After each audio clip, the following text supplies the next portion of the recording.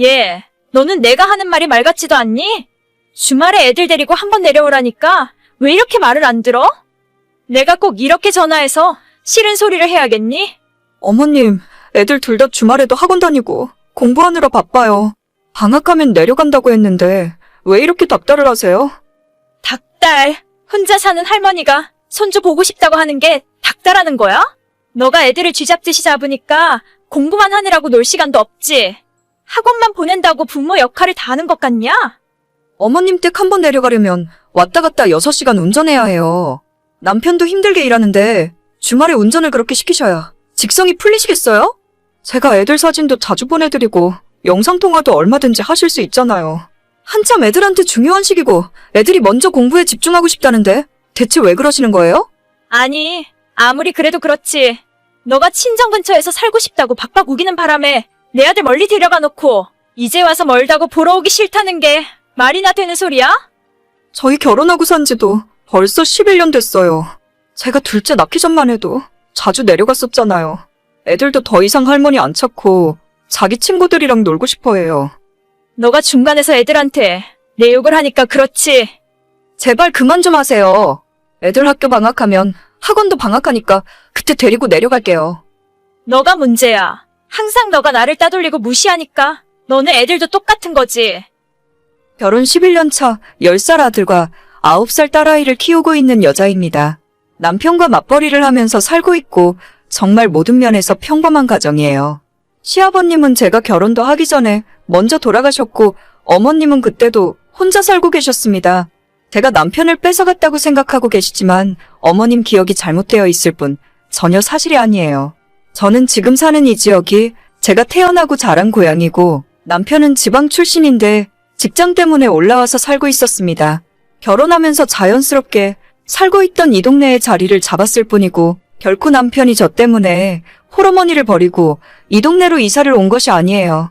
그런데도 어머님은 어떤 피해망상에 젖어 있는지 신혼 때부터 무슨 말만 했다 하면 제가 본인 아들 뺏어갔다며 그렇게 못살게 굴고 있습니다.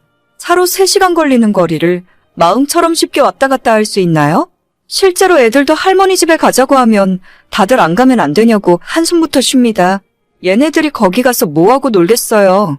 할머니 집에 좋아하는 게임기가 있길 하나, 장난감이 있기를 하나, 집도 거실 겸 주방 있고 방 하나 있는 빌라라서 애들이 마음껏 뛰놀 공간도 없습니다. 한 번 내려가면 워낙 오래 걸리니까 하루 자고 올라와야 하는데 저랑 남편은 거실 바닥에 이불 깔고 자고 그나마 애들은 안방 할머니 침대에서 재워요. 남편이 평일에 일하는 것도 고되고 힘들 텐데 주말 이틀 동안 제대로 쉬지도 못하고 왕복 6시간 이상 운전시키는 것도 보통 일이 아닙니다. 여보, 오늘 엄마 전화 받았어? 갑자기 나한테 전화를 다 하시네. 왜? 또 내 욕하셨어? 그냥 이제는 그러려니 해. 당신 신경 쓰이면 주말에 혼자 어머님한테 내려갔다 와. 아니야, 그냥 애들이랑 놀아줘야지.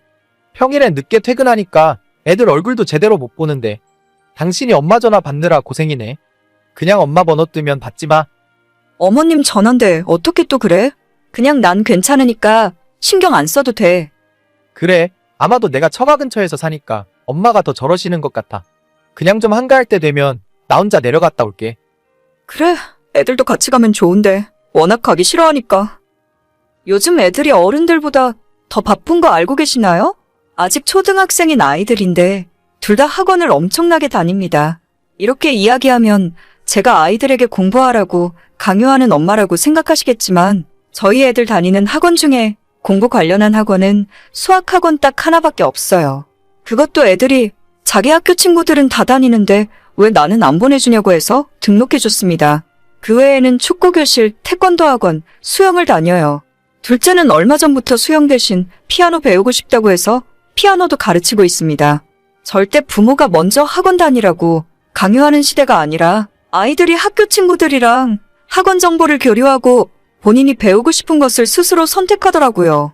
한 달에 들어가는 학원비만 해도 만만치 않은 돈이지만 저희 부부가 맞벌이를 하고 있어서 그럭저럭 학원비 걱정은 덜하고 있습니다.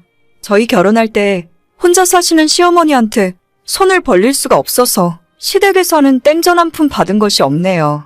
그나마 남편이 알뜰하고 경제 개념이 있는 편이라서 타지에서 혼자 자취하며 살았지만 결혼할 때 적지 않은 돈을 모아놨었습니다. 그뿐만 아니라 저희 친정에서 큰 도움을 주셔서 아이 둘 낳고도 크게 돈 걱정 없이 지금까지 살 수 있었어요. 하지만 시어머니한테는 괜히 마음 상해하실까봐 양가 부모님에게 똑같이 도움을 받지 않았다고 말씀드렸습니다. 그 당시 순진했던 제 입장에서는 어머님을 위한 배려라고 생각했는데 이제 와보니 굉장히 큰 오해를 하고 계시더라고요. 난 내일 저녁에 너희 집에 올라간다. 이번에 올라가면 일요일까지 있을 거야. 갑자기요? 저도 토요일에 약속 있고 애들도 주말에 다들 바쁠 텐데. 어차피 니랑 니네 애들은 나를 싫어한다며? 난 내 아들만 보면 그만이야. 그래도 집에 반찬 해놓은 것도 없고 이렇게 미리 말씀도 없이 갑자기 올라오시면 좀 곤란해요. 뭐? 내가 내 아들 집에 가는데 너 허락을 맡아야 해? 이런 배은망덕한 것 같으니라고. 내 아들이 뼈 빠지게 고생해서 먹여 살려놨더니만 고마운 줄도 모르고. 됐고, 내일 갈 테니까 그렇게 알고 있어. 네, 알겠어요. 미리 말도 없다가 전날 저녁에 갑자기 오신다고 하니까 솔직히 저는 좀 멘붕이었죠. 어머님이 마지막으로 저희 집에 올라오셨을 때가 둘째 태어나고 얼마 안 됐을 때니까 거의 8년 만에 오시는 거거든요. 온다는 것 자체도 신경 쓰였지만 저렇게 저나 우리 애들한테 삐져 계시는데 괜히 애들 앞에서 이상한 소리 하는 건 아닌가 걱정했어요. 그리고 불길한 제 예상은 현실이 되었고 다음날 어머님이 집에 오시자마자 첫째와 둘째를 앉혀놓고 너희들이 할머니 집에 가기 싫다고 했냐고 물어보셨습니다. 진짜 그 모습 보면서 남편이나 저나 경악을 금치 못했네요.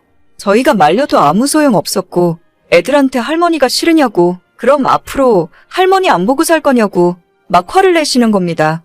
원래 성격이 괴팍하신 분인 건 알았지만 정말 이건 선을 넘었다고 생각했어요. 남편이랑 제가 뜯어말리다가 어머님이랑 크게 싸우게 됐고 보다 못한 남편이 그 한밤중에 어머님을 집으로 다시 모셔드리겠다며 억지로 끌고 나갔습니다.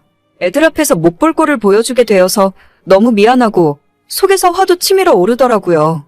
놀란 아이들을 간신히 진정시키고 저도 안방으로 들어왔는데 그때 남편이랑 같이 내려가고 있던 어머님에게서 카톡이 왔습니다. 야, 이번에는 내가 그냥 내려가지만 너 그따위로 처신할 거라면 애들 데리고 너네 친정 가서 살아. 내가 우리 아들이랑 둘이 살 테니까 너는 너네 애들 데리고 나가서 살면 되겠네. 어머님, 뭔가 크게 오해하고 계신데요. 일단 이 집이 애들 아빠 집이 아니에요. 무슨 소리야? 우리 아들이 일해서 번 돈으로 산 거지. 니까짓게 나가서 벌어봐야 얼마나 벌어온다고? 공동명인이 그딴 소리 할 거라면 내 앞에서 안 통해. 아니 그게 아니라 저희가 사는 이 집은 저 결혼할 때 친정에서 해주신 집이라서요. 굳이 나가야 하면 애들 아빠가 나가야 하는데 제가 알기로는 저나 우리 애들 놔두고 집 나갈 사람이 아니에요. 니들 결혼하고 돈 모아서 산 집이라면서? 저희가 버는 돈으로 이런 아파트를 어떻게 사요? 애들 둘 키우면서 살면 월급 남는 것도 없어요. 그래도 한 집의 가장은 남편인 거야. 누가 아니래요? 우리 집의 가장은 애들 아빠고 이 집은 제 명의로 된 제 집이라고요. 상황 파악을 한 건지 그 이후로 답장은 오질 않았습니다. 남편이 그 늦은 시간에 시모를 댁에 모셔다 드리고 다시 집에 돌아왔을 때는 새벽 4시가 넘은 시간이었죠. 그 사이에 저와 시모가 카톡으로 한판 붙었다는 사실을 남편은 모르고 있었는지 갔다 와서 한다는 소리가 엄마가 내려가는 동안에 차 안에서 화도 다 풀리고 저에 대해 아무 소리 안 해서 좋았다고 하더라고요. 크게 충격을 받으셨는지 그 뒤로 지금까지 한 번도 시모한테 연락 온 적이 없습니다. 매주 꼬박 2-3번씩 전화해서 속을 다 뒤집어 놓는 분이었는데 이제는 더 이상 쫓아낸다 소리를 못 하시겠죠. 나이를 먹을수록 입은 닫고 지갑은 열라는 말이 있는데 저는 시모가 지갑까지는 안 열어도 괜찮으니까 입은 좀 닫고 계셨으면 좋겠습니다. 얘기를 하면 할수록 본전도 못 찾을 텐데 자꾸 저랑 싸워봤자 좋을 것이 하나도 없으니까요. 저도 그렇게까지 못된 사람은 아니라 평소에 며느리로서 기본은 하며 살았습니다. 8월에 애들 학원 방학하면 그때나 한번 애들 데리고 내려가야겠네요. 오늘의 사연은 여기까지입니다. 구독과 좋아요, 알림 설정은 많은 힘이 됩니다. 다들 행복하시고 좋은 하루 되세요.